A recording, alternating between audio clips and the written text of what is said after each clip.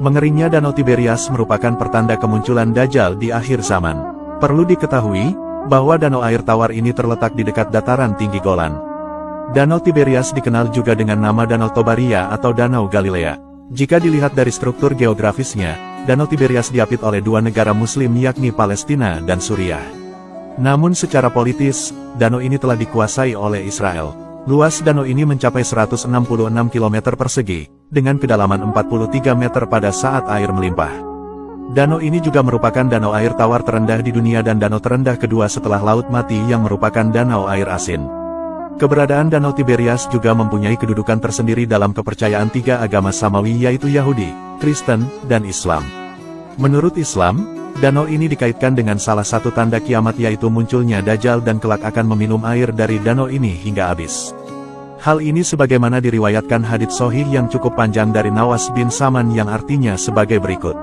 Setelah itu Nabi Isa putra Maryam didatangi oleh sekumpulan orang yang dilindungi Allah Subhanahu wa Ta'ala dari Dajjal, lalu ia mengusap wajah mereka dan memberitahukan kepada mereka mengenai derajat yang akan mereka peroleh di surga.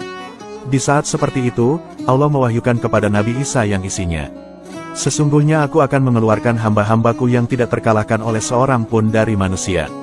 Oleh karena itu, selamatkanlah hamba-hambaku ke sebuah bukit." Kemudian, Allah mengeluarkan Ya'juj dan Ma'juj. Mereka turun ke segala penjuru dari tempat yang tinggi. Quran Surah Al-Anbiya ayat 96. Rombongan pertama dari mereka melewati Danau Tiberias, lalu meminum semua airnya.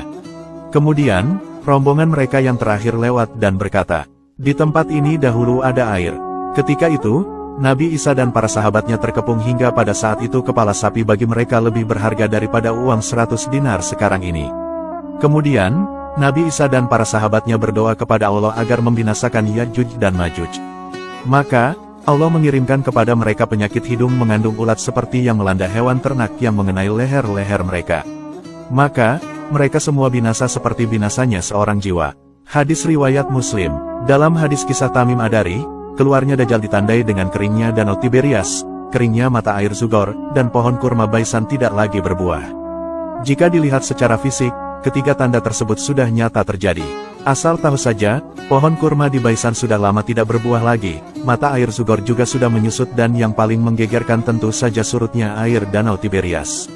Di dalam hadis lain juga dikatakan, bahwa Dajjal akan keluar dari sarangnya yang ditandai dengan terjadinya kemarau dan kekeringan panjang dalam tempo 3 tahun. Pasang surutnya air Danau Tiberias selalu membuat heboh. Pada tahun 2018 misalnya, jagat media sosial juga dihebohkan dengan menyusutnya danau ini hingga tampak pulau kecil di tengah-tengah danau.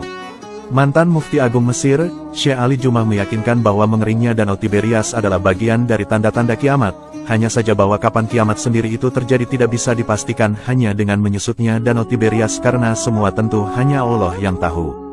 Saat ini, air Danau Tiberias banyak digunakan oleh penduduk Israel untuk pertanian, perkebunan, air minum dan sanitasi. Ironisnya, danau ini debit airnya sekarang kian menyusut. Hal ini disebabkan rendahnya curah hujan di wilayah tersebut, serta populasi warga Israel yang justru mengalami peningkatan. Sejak tahun 1964, air Danau Tiberias sudah dieksploitasi secara besaran oleh perusahaan nasional Israel bernama Hamovil. Hard Sea, air danau ini telah dialirkan ke seluruh penjuru Israel melalui pipa raksasa, dengan rata-rata per hari dikuras 1,7 juta meter kubik air atau 400 juta meter kubik per tahun. Hal ini tentu menjadi bencana bagi umat Islam. Pasalnya, dengan keringnya Danau Tiberias merupakan pertanda semakin dekatnya kemunculan Dajjal di akhir zaman.